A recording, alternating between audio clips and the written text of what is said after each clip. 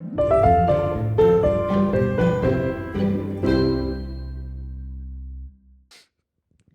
right. All right. My funky friends, welcome back to.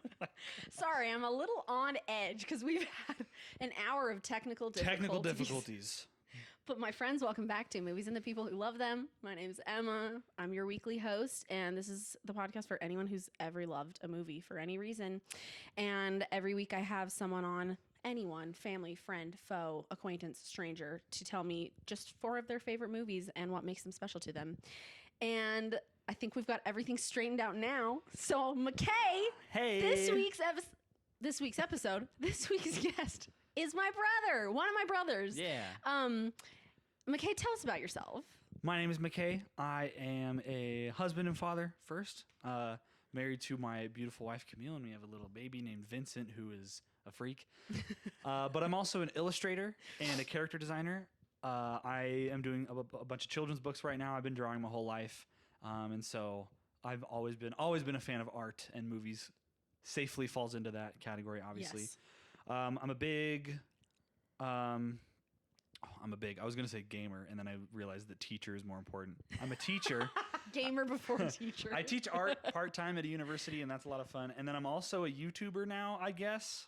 We call this McKay luck. Anything good that could happen to McKay does. And he's worked really hard, and he's very talented, and he deserves all of it. But like, if something good is going to happen, it's going to happen to McKay. And his first video that he really spent a lot of time on and like worked really hard on freaking blew up overnight. Millions of views. It's crazy. Yeah. I'll put it in the show notes because it actually is really cool and really good. But Thank you. it's crazy. And Yeah. he's like working on cool stuff now. So I do that now, and I make videos now. And what else do I do? I'm a dad. I'm the stay-at-home parent, so I get to hang out with my baby all day. And what else do I do? I don't know. I think that's it. I think those are the I'm a main gamer. ones. Gamer. Oh yeah, you almost forgot gamer. I'm a big gamer. I really like games. The way that you feel about movies, I feel about games. But I also really But he also feels that way about movies. Basically the same too. about movies. But anyways, so happy to be here. I'm glad we finally are recording this because it's been a freaking thing. Yep. Look at those waveforms. Everything's looking fine. The flashing red light is recording. Everything's fine. We can take a deep breath. Let's talk about and everything's fine. Let's talk about some freaking films, shall we? Yeah. What do you want to start with? So we're talking about my 4 favorites. Yes, and these are, I've said before, like, it doesn't always, I think I said this in mine too, is like, my 4 that I talked about aren't necessarily like my top 4. If I were to rank my favorite movies, they're not necessarily like my top 4, but there's just 4 of my favorite movies. But I think McKay's are his top 4. These are my top 4. I'm a big ranker. Yep. I like to rank things. Loves a list. I love a list. I think it's fun to square different pieces of art next to each other and decide why one of them might be stronger than the other, whether it be by vibe or by objective or subjective thing. I just think that's a fun way to appreciate things. You know, is this thing, how well is this thing living up to this standard that I've set? And so I think that's fun. Yeah. So anyways, these are my top 4. And What do you want to start with? I think, let's see. I don't know. Because we talked about the Iron Giant when we were having technical difficulties a little bit. It was a good talk. And we'll say all the same things. We're going to pretend like it never happened. Yeah. But I think we got to talk about the Iron Giant. let's do it. Let's do it. Okay, so let me talk about the plot first. This is your top. This is your number 1. This is my correct? number 1 favorite Okay. movie ever. It really resonated with me like when I was in high school. And Yeah, talk about the plot real quick. so the Iron Giant is an animated film. It takes place during the Cold War, which is, I'll talk about this in a second, which I think is that. Keep talking. There's just a little fuzz. Oh, there's fuzz on my mic. There we go. Thank you. Appreciate that. I think The Iron Giant is a movie that, or no, I'm getting ahead of myself. It's about a young boy named Hogarth. Quite the name. Can Quite I just the say? name, which is literally a joke in the movie. The villain is like, might as well call him Zeppo or something. He's kind of right. It's He's really kind of like right. an It's not a great insane name. But anyways, it's about this boy named Hogarth who finds a giant metal robot out in the woods behind his house. And he kind of just takes this robot in and starts to care for it. Now, the thing about the robot doesn't know this because the robot crashed down from space and has amnesia. But the robot was made to be a weapon of mass destruction. And the robot doesn't know that. And neither does Hogarth. And so Hogarth just says, giant robot, cool. You're cool and epic, and you're also Superman and my best friend. And so the thing about the Iron Giant, and the reason why that's significant, is because the whole message of the Iron Giant is you are who you choose to be. The director, Brad Bird, his sister got killed by a gunshot. And that during the grieving process, he had the thought, what if a gun didn't want to be a gun and didn't want to kill and had a soul, right? And had a soul. That's the other thing he says. And that kind of was the thesis of that was the main idea of the Iron Giant. Because like I said, the giant is the whole thing is like the giant is a gun. That's the language they use in the movie. Yeah. Like you're not a gun and stuff, but he was made to kill. Yeah. Cause destruction. Yep. Like, but Hogarth, this boy, literally tells him like, no, you're Superman. You are good. You can be good. And I think that's a really, it's a message that's explored throughout the film beautifully. Because it's contrasted really well. You have Hogarth who's saying like, oh, you're good. And I think you're good. And then it's contrasted really well by what the villain of the movie, Kent Mansley, does. So a bit of context, like I said, this takes place during the Cold War. And that was a time when I think that setting is perfect for this movie, because that was a time where the culture in the United States was, if it's foreign, it's bad, dangerous, scary. We We don't understand it. We got to investigate it. There was so much mythos and like hype around like the space race and like what's Russia doing and are there people from Mars, and that was kind of the culture. And the movie is very much entrenched in that culture. We get a lot of old films that are talking about the superstitions, and they're watching duck and cover videos in class. So it's very much not a product of that time, but it's very much in that time. And that works really well for the message, because what the villain is Kent Mansley, and he's this worker for the government. He's this like, I can't remember exactly what he is. He's like an investigator or something. Yeah, don't really know his title. Just government, scary. Basically, yeah, he gets wind of what's happening, and he goes down to investigate, because it might be from Russia, it might be from space, and he automatically decides, because we don't know what it is, it's dangerous. He has this whole talk with Hogarth in a diner where he's like, because we don't know what it is, we have to treat it carefully, and we have to be scared of it. And there's people who are like, anyways. Very timely, isn't it? Very timely. Lots of things that could be applied and said about that today. The point is, he's dumb. He's a dumb, sporadic, impulsive guy he's kind of really zealous about doing his job correctly. And because of that, he is pretty unshaken in his judgments about the giant. Yeah. And he's trying to investigate it. He's trying to get pictures of it so he can get the military down there and they can do something about it. Yeah. All the while, Hogarth is just kind of like playing with this robot. He's like having the best time. He's like having the best time with this fun, cool robot.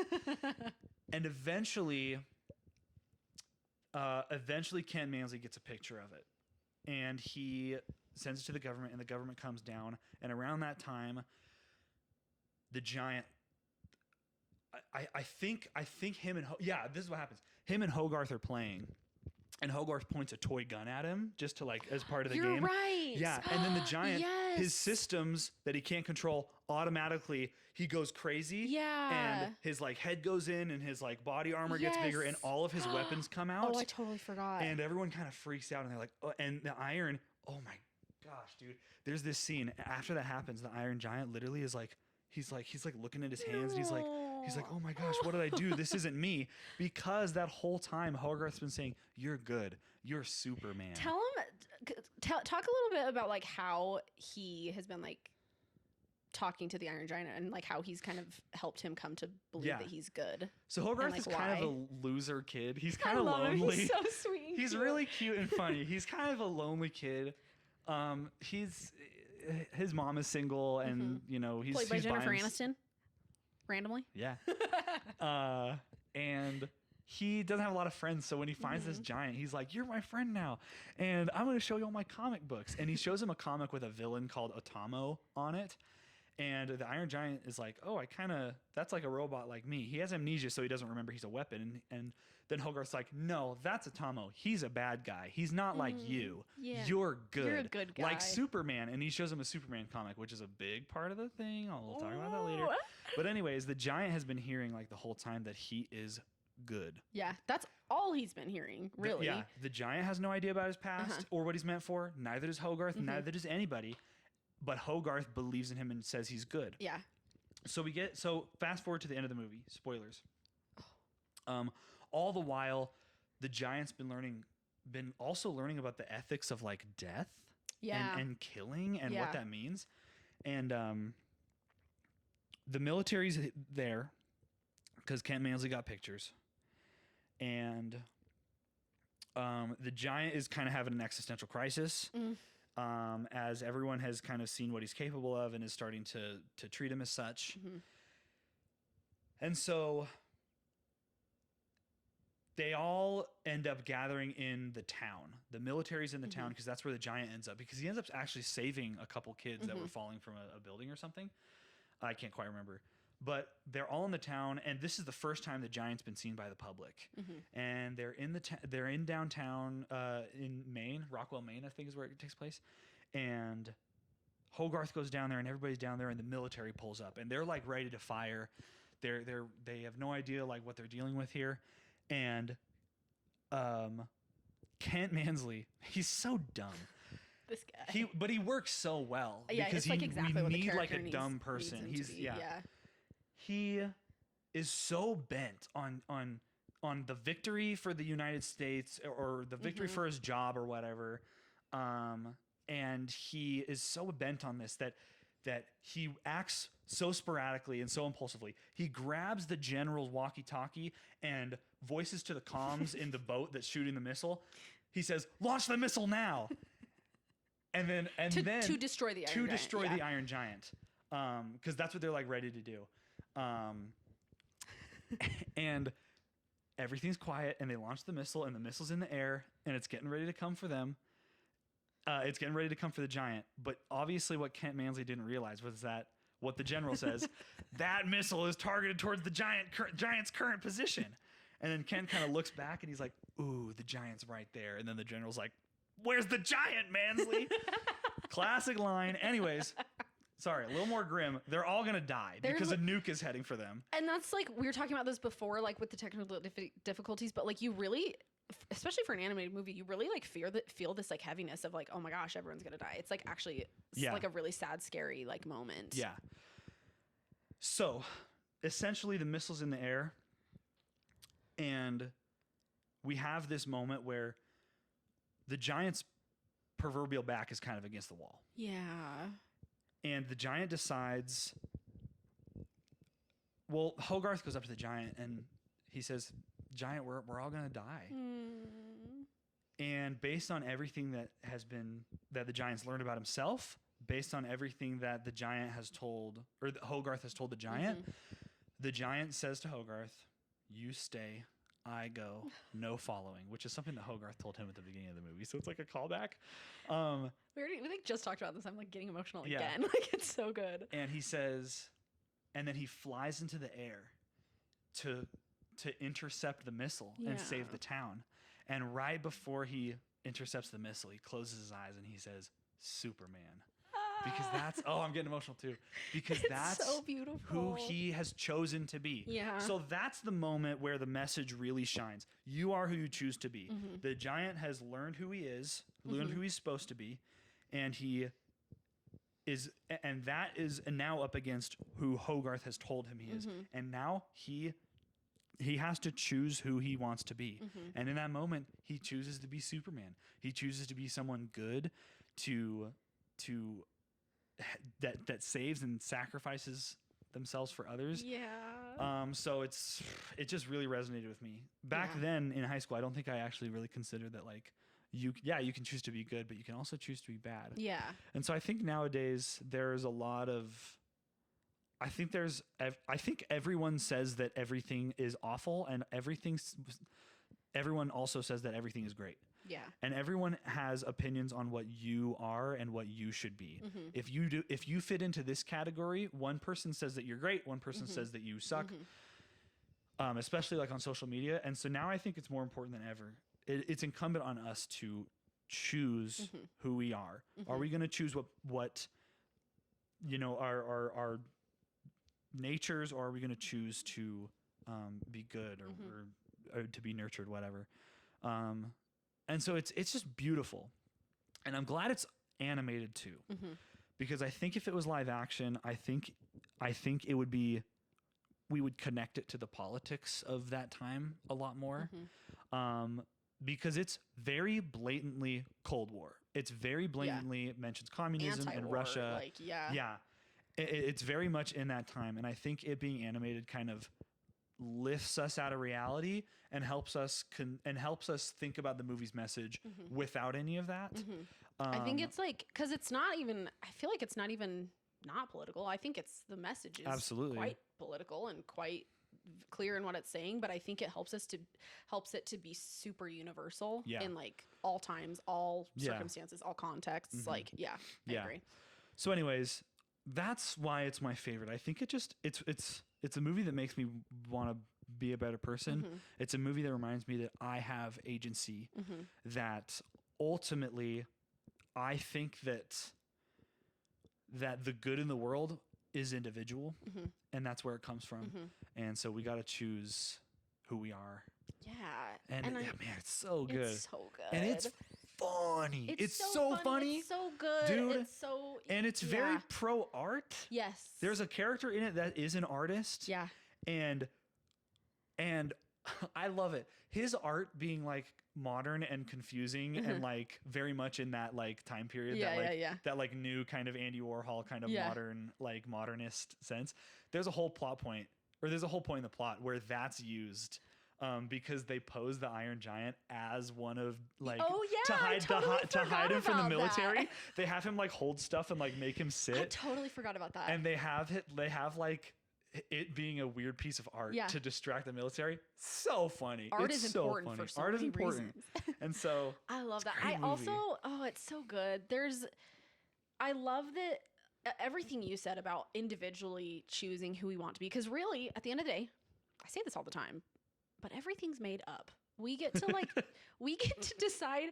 And I kind of say that joking, but it's also true in really a lot of ways. Like, we get to decide which parts of our world have meaning, and like people get to assign that meaning. And like, I just think that that's so cool. We get to decide who we are. And then also I think Hogarth's character is so important of the way that what we believe in others and what we look for in others 100%. Is so important. And that like, we get to decide ultimately we are the end goal, but what others see in us and what is like fed and like almost like nurtured and like watered will grow. You know what I mean? Yeah. And you know what? That reminds me of School of Rock, which is another great movie. I don't want to go too much into it, but Dewey Finn, the main character, is genuinely, I think, the type of person that like we need more of. 100%. Because what he does with these kids who are in this freaking boring school. Yeah.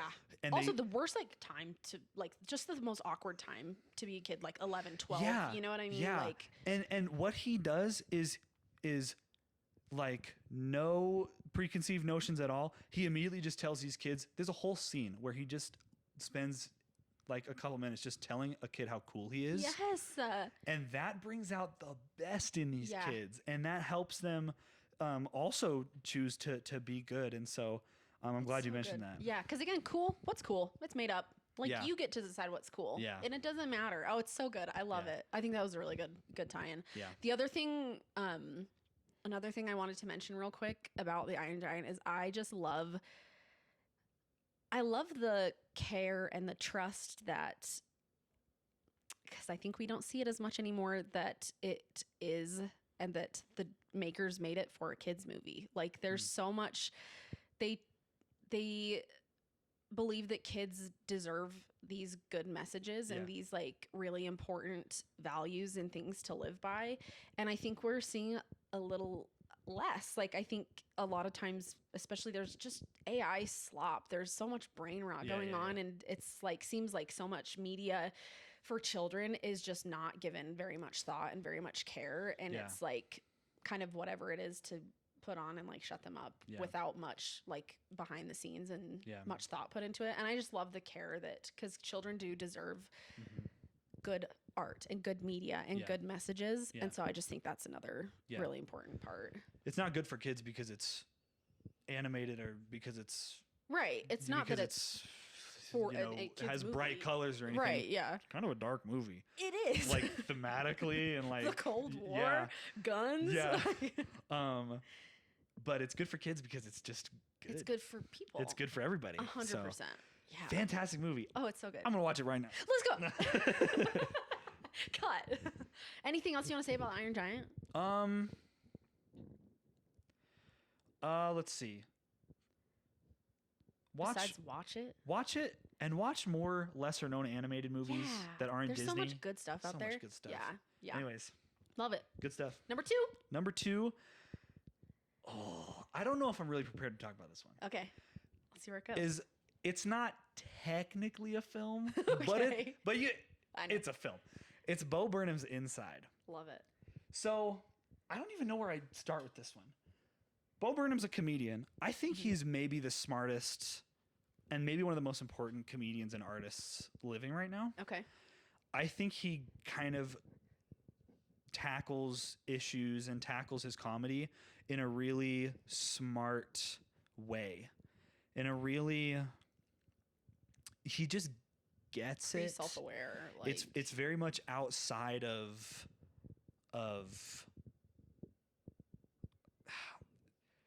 I think it's outside of a lot of like mainstream politics, and it's very much about I want to make sure I say this right. It's very much about, I think, the world in a more emotional and like moral sense. Yeah. And like affecting like how it affects like people almost. And so that's kind of what his comedy is all about. And it's very out there. It's very absurdist. He has a lot of really cool comedic influences. Anyways, he did a comedy special during COVID. Yeah. And that means exactly what you think it means. Yep. He was in his house. Alone with one camera and a bunch of lights and music. And he put together this comedy special. It's a comedy special, but it's so much more. Because it is funny, but it's hilarious. Yeah. But it also is a commentary on mental health and kind of the futility of comedy. Yeah. And the futility of kind of the futility of hope. Yeah. But also the fact that futility of hope makes hope better. Yeah. And so I don't know if I can really recap it because you just have to like watch it. There's not like a narrative. That's essentially just like the basis of it, of like what's going on. And so there's a lot of great comedy about. He sings songs. He sings songs. Does bits. He does bits, and they're all very topical, and they all feel like he's kind of saying that like that the world is so insane that it gets to the point where it's just kind of mundane and stupid, and I think the fix for that is to just keep doing the best you can. Yeah. Yeah. Because it's honestly, as a piece of art, it's a little somber.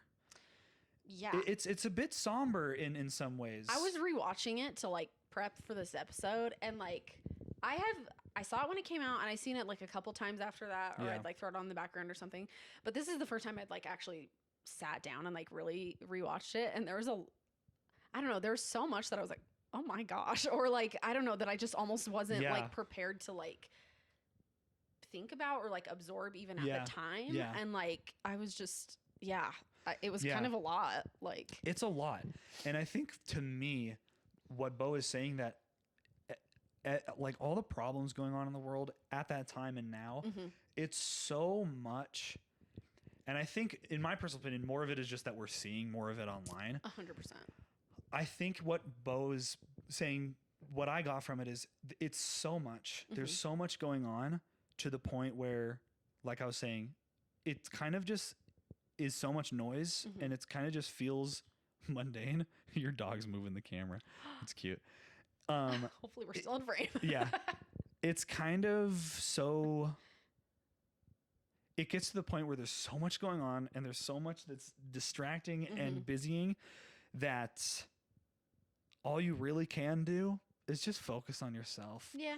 And I think make a joke. Tell a joke. Yeah. Yeah. Because he talks about one of the first songs is he's joking about how stupid it feels to be joking when there's so much going on in the world. But what does he do? He keeps joking. What more can we do? What more can we do than to keep making jokes and doing bits? But I think All Eyes on Me, when he talks about his experience with his panic attack on stage, there's a line in there that strikes me every time where he says, "You know what? I got better." Yeah. I think mental health talk is great. I think it's come a long ways in the past couple of years, which is awesome. I think we don't talk enough about the people who get better. Yeah. And the victory over mental health. And Bo had his own victories, but then right after that, he says, then COVID happened. He said, I got better and I was ready to go out. Yeah. And then the funniest thing happened. And so it's this idea of, man, things are kind of crazy. Oh, hold this really fast. 1 second. I knew as soon as he did that, I knew he was going to move it. We're all right. Are we back? My cute dog is laying on the floor and he's moving my tripod. So it's kind of like Weird Connection. It's kind of like Cormac McCarthy's The Road. Ooh. Things are bleak. Yeah. Things suck, but you keep trying. Yep. And you keep winning despite that. And I think Bo does a good job at recognizing that. That things that suck are real. Yeah. Things that are bad are real. Depression is real. The things that he was going through were real. But there's still comedy to be found in them. Yeah. There's still good that can be done. I think a lot of it is kind of what you were saying. He kind of treats some of the issues that he makes jokes about with sort of a comedic like flippancy that makes me feel like he's saying this issue is kind of made up and it's kind of stupid and we don't really need to worry about it. Like, what do we think? Why are we giving any attention to this? Like, you know what I mean? Yeah, like, there's just so many good things in there that like, this is ridiculous and we kind of don't really need to like worry about it. Yeah. And we should just like be funny. And so it's a great commentary on the futility of being and doing good and being happy and doing what you love, even when things around you are burning down. But that futility makes it, ironically, kind of makes it all the more worthwhile. It's a Sisyphus boulder. Is it Sisyphus or Sisyphus? Sisyphus. It's Sisyphus. It's a Sisyphus. Sounds like a STD. Anyways, it's a that guy's boulder kind of story. That guy's boulder. So it's cool. It's kind of this. It's kind of this cyclical, like, man, this sucks, but it's funny and it's cool and it's bleak again. Yeah. I think he kills it. I think the thing that I was thinking about the most and like the thing that I really appreciated about it the most this like rewatch was like the acknowledgement of it all. Like the acknowledgement that like everything that's going on, like both because he again it's like a lot of like political social stuff, especially that was happening during COVID, but the mental health stuff, like the acknowledgement of everything that is going on and that people are like thrown at, like the things that people we're dealing with is so real and it's so heavy.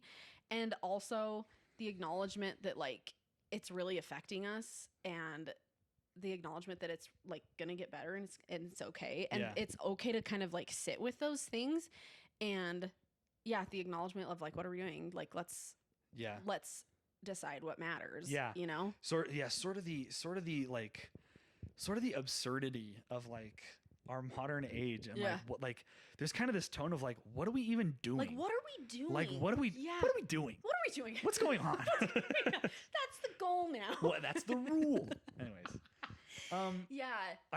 It's like this acknowledgement of like, we were never meant to know so much and we were never meant to be to like take in so much and to like be dealing with so much. And it's almost like such an empathetic like view, I think, of like this collective, it's just so much that people deal with and that humans are supposed to carry. It's so much. It's and so like, much. it's such an empathetic view because we all are dealing with stuff like that. Yeah. And I don't know, I kind of love that. Like we were all in it together with COVID, and it was a really horrific time, and we still are all in it together, even though it's still out there, but like we've kind of gotten past that, but like we still only have each other, we're still in it together. We still only have each other. We still only have jokes. Yep. Do what you can. Yeah, do the best that you can with where you're at, and like take care of yourself, really. And there's two songs that I think encapsulate what we talked about so well. Mm-hmm. And they're two songs that I think like really KK, this is my dog. Come up here. There he is. Oh, good boy. That kind of capture the message of the whole thing really well. The first one's White Women's Instagram. Oh, yes. And the reason why is I think that he wants to be really right here. I think the reason being that it's kind of a song that is poking fun at the stereotypes of white women on Instagram and all the stuff. But then that part, the bridge, when the aspect ratio goes out, and Bo, who's playing this white woman, he talks about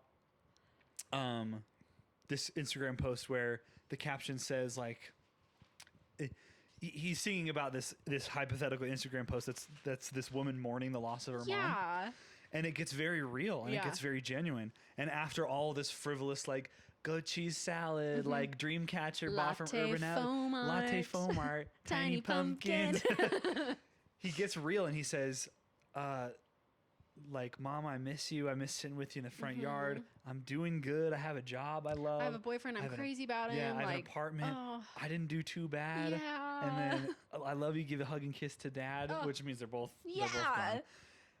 And so I think to me, it's like this moment, first of all, where there's people behind the Instagram facade and the social media facade. And the silliness. And the silliness. And there's people who are just doing good in normal ways behind that.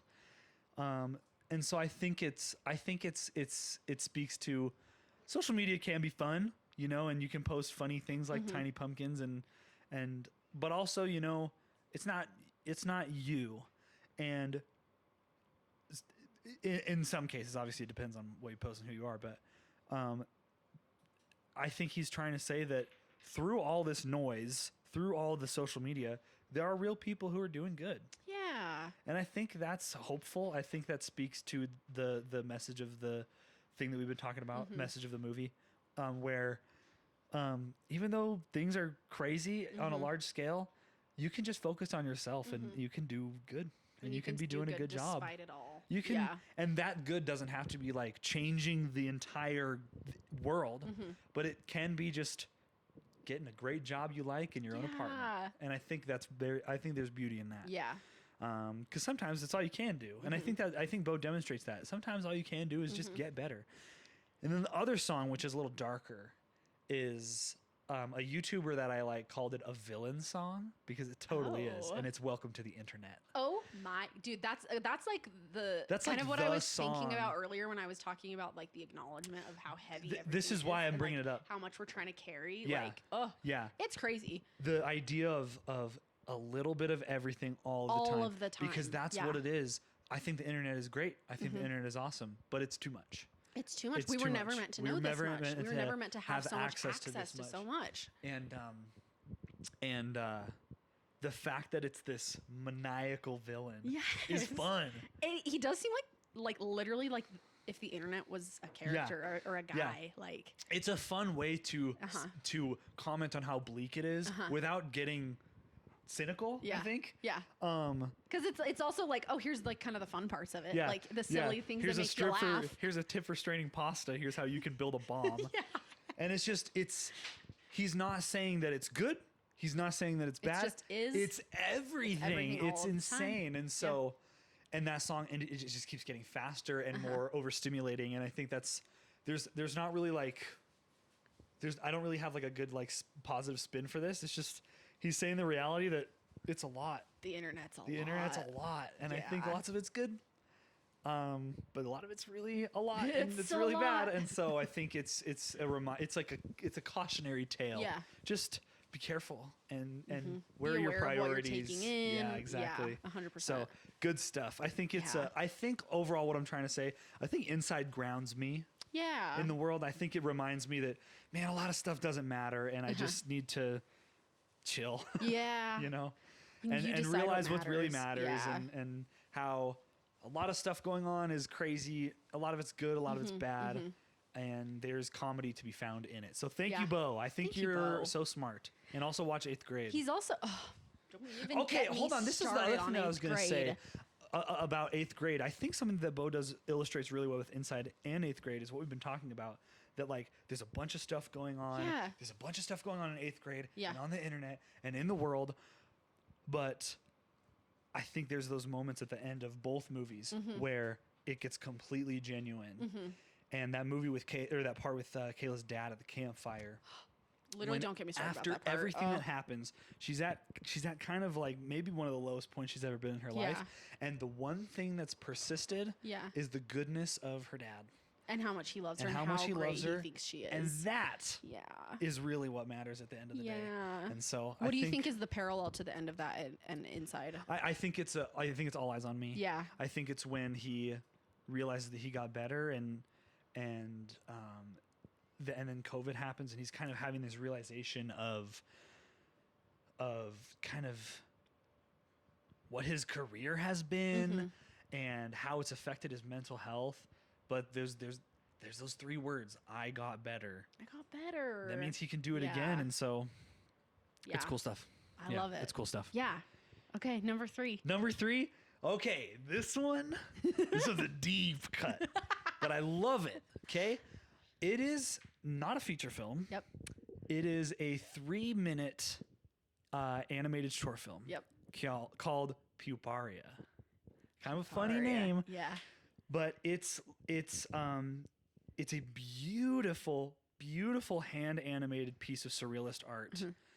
That's 3 minutes. You know what? It's on YouTube. Go watch it right now. Pause and this. come back. Come back. It's 3 minutes. Yeah. It'll be the best 3 minutes of your life. It's a surrealist piece of art. It has no narrative, and the only information that the director and the animator has given, the caption or the description of it just says something is about to change drastically. All we can do is witness it. I'm paraphrasing, but that's what it says. Ooh, that is kind of the perfect That's the perfect way to say it. That's kind of all the context that it needs, I guess. Yeah. So Puparia is a reminder to me. I think there's a lot of great narrative stuff that's come from film. I think we've gone really far in very grounded stories, but Puparia reminds me like, man, surrealist art, abstract art is really cool. Yeah. And it's a film that you have to really get out of your movie mode for, and you just got to be like, man, how does this make me feel? Yeah. And boy, will it make you feel some things. It kind of scares me. The imagery it's a little scary. A little spooky. It's very surrealist. It's imagery that's very striking and strange. And kind of, I don't want to say random because that gives it the connotation that it like wasn't planned, but it's a lot of symbolism that you just can't place. You know it means something, but there's just, it's so vague and abstract that nothing quite fits in, and I think that's the point. And so basically the story behind it is the director Shingo Tamagawa or something. I'm butchering that name. Let me double check. Yeah, Shingo Tamagawa. He worked on a bunch of anime series. He's a Japanese animator. He worked on a bunch of anime series like he did some Gundam stuff. I'm not familiar. I don't watch anime. But he quit. He quit, I think, during 2020 to work on this. I didn't know that. There was he did I haven't watched the behind the scenes of Puparia. I need to. But I read the Wikipedia article, and he basically just says he was upset with the standards that he was seeing in animation and in the industry. I don't know if those are moral standards. I don't know if those are like the standards of animation. I don't know, but he was fed up with them. And so what he did was he stopped, and he spent 3 years working on Puparia, and it's animated. It's all hand animated. I was gonna say it like shows. You can like yep. tell how carefully and how much care and time went into it. It's colored pencil. Yeah. It's all hand done, Yeah. and it is so cool. Yeah. And I think it's one of my favorites because of all the things that I said, but I think it's another example. I think there's kind of a theme with all four of mine. Mm-hmm. I think it's another example of someone choosing to do something good. Because that's not in the movie, but that's what the director did, and that's what the animator did, and that's what came of it. Yeah. And so I think it's this idea of like, I don't like what's happening, I'm gonna make art, and I think that is we've been losing that mindset since the camera was invented. Yeah. Since the days of Impressionism, but I think there's still people out there like Shingo who are making just cool stuff. It doesn't really have anything obvious to say. You can glean any meaning you want from it, and that's why I love it. It's just there to be cool and weird and be enjoyed, and I love that. We need more of that, especially now. Art for art's sake, baby. Art for art's sake in the best possible way. To create. To create and to explore some kind of idea, to make things that have never been seen before. I think it's just a film that inspires my own art. Yeah. And to think outside the box. When everything is nowadays is just kind of being railroaded into just being mainstream and being something that has to be recognizable, which there's nothing inherently wrong with that, I think. But I think I think the oversaturation of safe stuff now makes me appreciate really risky stuff. Yeah. Like that's how I feel about this is kind of a weird example, and it kind of contradicts what I just said, but Project Hail Mary. Oh yeah. It's very, I wouldn't say it's not derivative, but it's very inspired by the sci-fi greats and the sci-fi classics, but it still takes the story in such a different direction that's so wholesome and such a bold swing now. Yeah. That's like, man, I want more of this, of stuff that's just different. And I think the hunger for that has never been stronger. Yeah. And I think the effort to make that has never been stronger. So I'm very excited.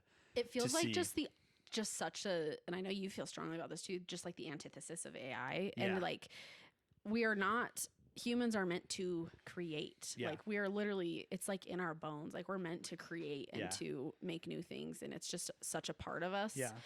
And we're just the consumption of it all. Again, it was like with inside, like everything all of the time. It's all so much. We're taking in too much. And the only like antidote to that, I think, is creating and connection. Which is, I think, what Puparia does beautifully. Yeah. You got to sit down and just take it in. Yeah.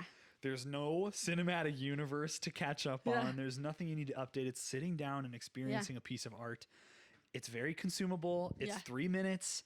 It's very cool. And it makes me happy. It gives me so much hope for the future. Yeah. It makes me think that, like, I swear, we're headed for a modern renaissance.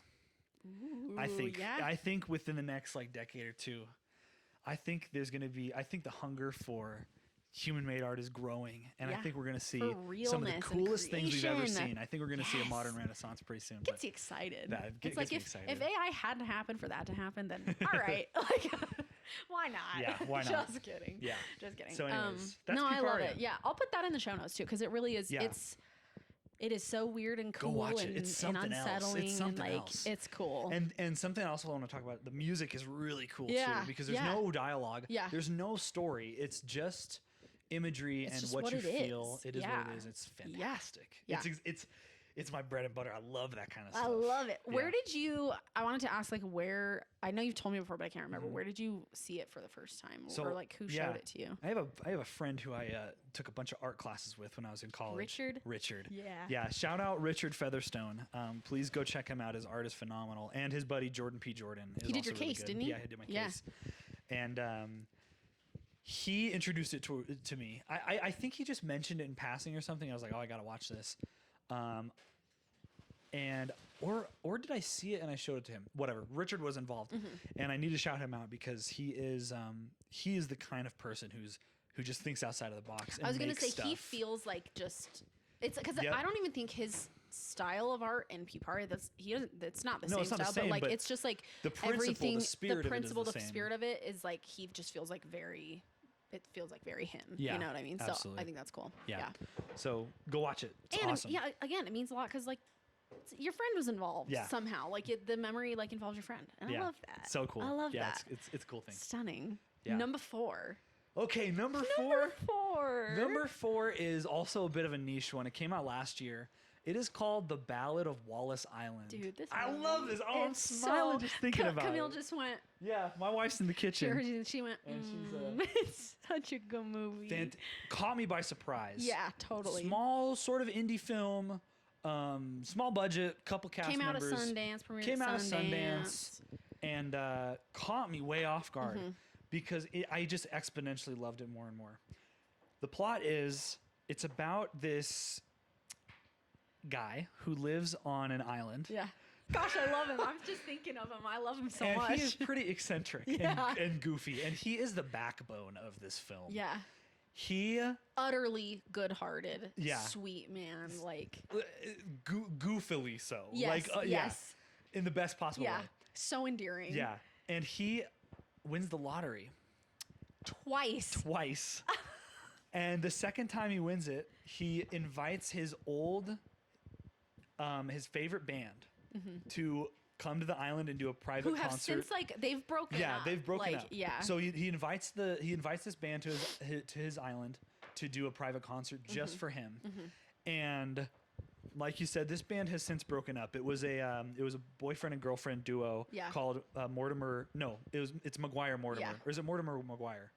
I don't know. I think it's McGuire Mortimer. Anyways, it's their last names, whatever. They have since broken up, and so the gig is you'll come together, you'll play a concert, and then whatever. So I don't want to say the main guy of the band, but one of the main characters of the movie is Herb McGuire, one of the half of this band, and he's kind of washed up. He's not doing great. He's got a struggling solo career ever since they broke up. And he comes and he thinks it's just him. He's just doing his solo stuff, and he thinks it's an actual concert. But he later finds out, oh, it's just this goofy just dude, him. and it's just him. The stage is a wooden pallet on the beach. Yep. That's it. That's it. That's the whole thing. And Herb has he's trying so hard to make this new album work. You know, it almost feels like he's trying to do what he's like supposed to do. This like new kind of like he needs to make money, and he's like he's become very cynical. He's thinking this whole thing's beneath me. Yeah, this is ridiculous. He's better than this. And it's clear that Herb's is just kind of living in the past, and he's just trucking along. And so he does not want to do this concert, but he needs the money. He's just jaded. He's kind of fed up at this point. And he doesn't know that it's not just a Herb McGuire concert, but it is a McGuire Mortimer concert. His ex-girlfriend's coming. His ex-girlfriend. What's her first name? Why am I forgetting her first name? I don't know, but it's Carey Mulligan's character. It's Carey Mulligan's character. And she comes and she brings her American husband. They're British. Yep. She brings her American husband, and Herb is like, I didn't know this was going to happen. Yeah. What's going on? And eventually it's sort of shown that that Carey Mulligan's character, what's her name? Drove me crazy. I can look it up if you want to keep talking. Nell, that's right. Anyways, it's kind of we kind of find out that Herb is not cynical anymore when Nell comes to the island. He's a little nervous at first, but now that she's there, he's kind of happy, and it's kind of revealed that Herb definitely still loves her. Yeah. But Nell has moved on. Oh yeah. Nell has definitely moved on, and she ends up leaving before the gig. Charles, the main guy, still pays her, and it's just Herb, and he's kind of just stuck on the island, and he's been rejected by Nell. He's confessed his love to her, and he thinks that he's still living in the past, and he thinks that she still loves him, and he's like, let's do it. But he needs to accept the fact that she's moved on, and he needs to move on. She's in a new relationship in a new continent, with a new career. She doesn't do music anymore. And so Herb's back is kind of against the wall, and he ends up realizing, and this is important, he ends up realizing that now he kind of sucks. Yeah, he's turned into kind of a jerk. He's a jerk. Like, he's making terrible music. Yeah. He is thinking about himself. And he realizes, we find out that Charles, the eccentric man who lived on the island, his wife passed away. And his wife, Marie, she's the one who was the Mortimer Maguire fan, or the Maguire Mortimer fan. And he is just really having this reunion so he can remember her. Yeah. And Herb realizes that. And it's this moment where he realizes this is not about me. And he still does the gig. He goes to that pallet on the beach. And he brings it. He plays all the songs that Yeah. Charles loves. He plays for hours into the night. He kills it. And he sort of has this moment of course correction. Yeah. And Charles helps him realize that Herb's art and who he is what he did for Marie, and the happiness that he brings to the world. Not his label, not this album, this new album. It's him, and it's what he was doing originally. And Herb realizes that, and he, after the gig, he leaves the island as planned, and he goes on his way. And Charles walks back into his house.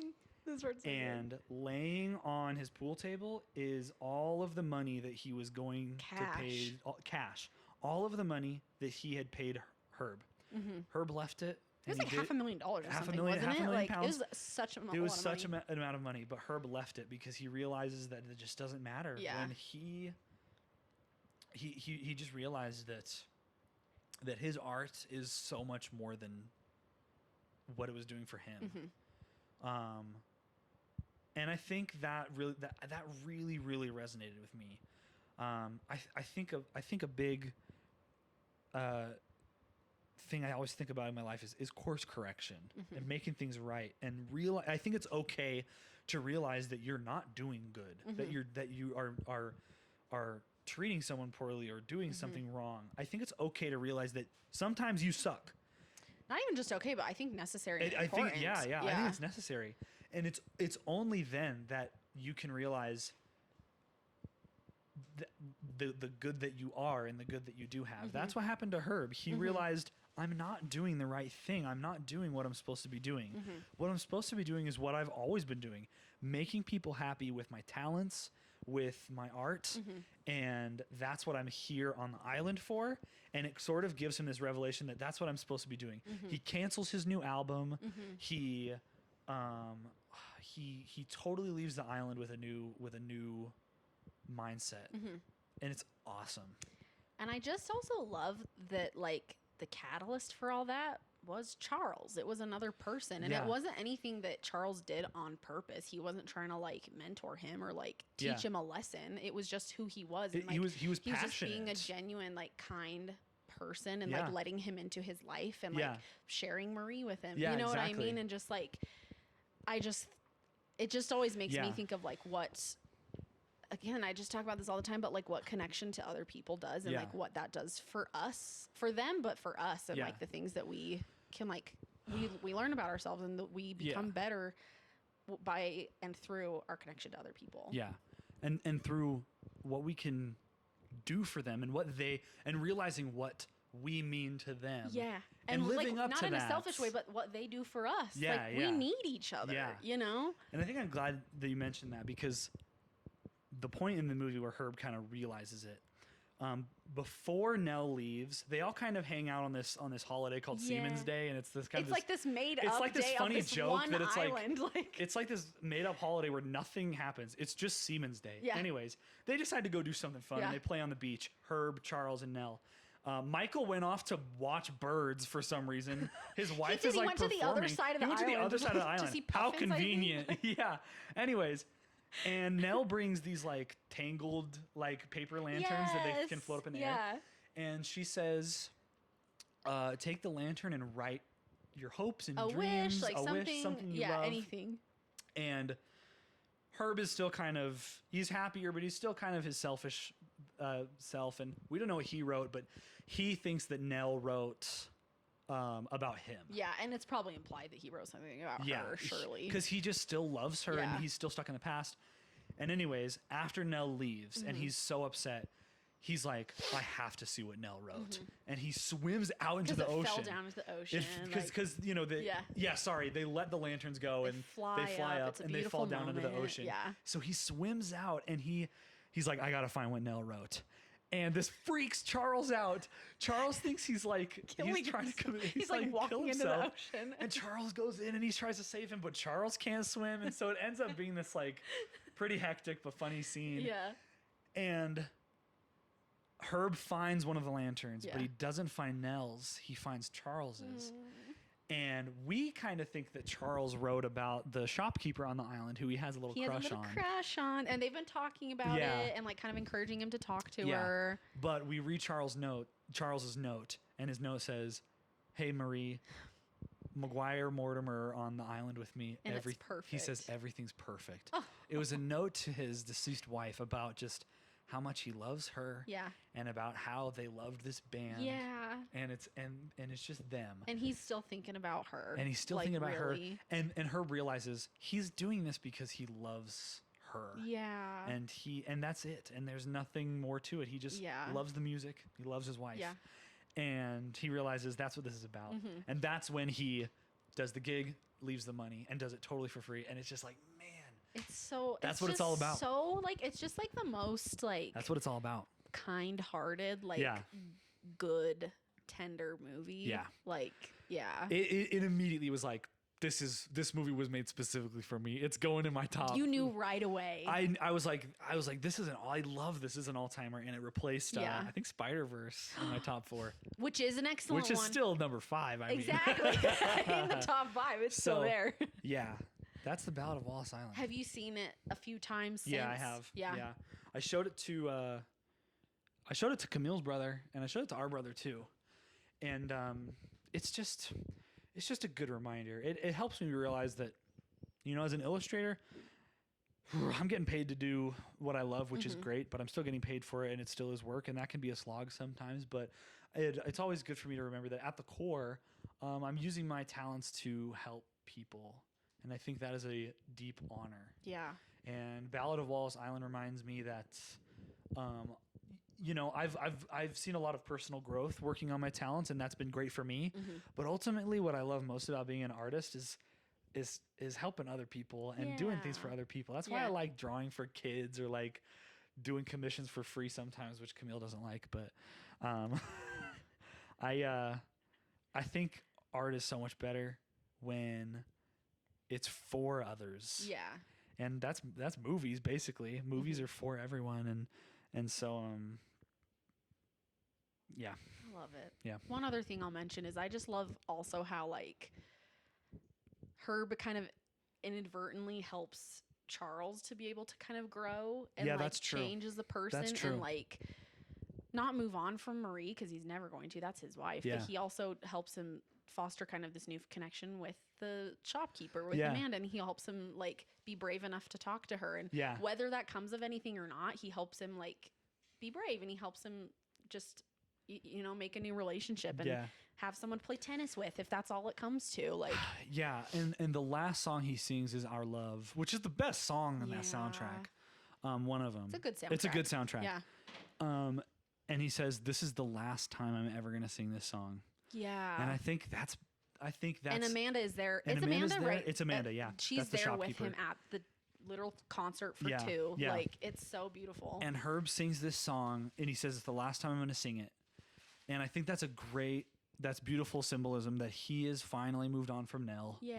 He's done with that chapter of his life, and he's going to focus on his music and who he is, and it's great. And so like good. What a beautiful thing that it was, and it can always be that. And you can leave it there, and it's fine. You can always remember it. And just because you're moving on doesn't mean anything is diminished. And I think that's again with Marie too. Doesn't mean it was anything less special. Yeah. Like it's always going to be special. It's always going to be special, important. Even if it's over, and that's okay. Yeah. And that's so good to remember. Man, good what stuff. A good movie. It's so good. It's so good. It's so good. It's so good. Top 4. Top 4. It was Ballad of Wallace Island, Puparia. I say puparia. I Okay. kind of switch sometimes. Inside. Bo Burnham's Inside and The Iron Giant. All movies about choosing to do good. To do good, to create, And to be good. Yeah. Oh, I love it. I think that's what my life is Yeah, about. I think that's a very through line for you. Yeah, definitely. I love it. Anything else you want to share, McKay? This has been so fun. I love talking about movies. Go check out my channel if you want. Yeah. I make videos about video games. So if you're into that at all, go check it out. It's also though kind of like, because I'm not very video gamer. I'm really an Animal Crossing girl, and that's about it. And Yoshi's Island, of course. And Super Mario Brothers. But 2. it's also like it's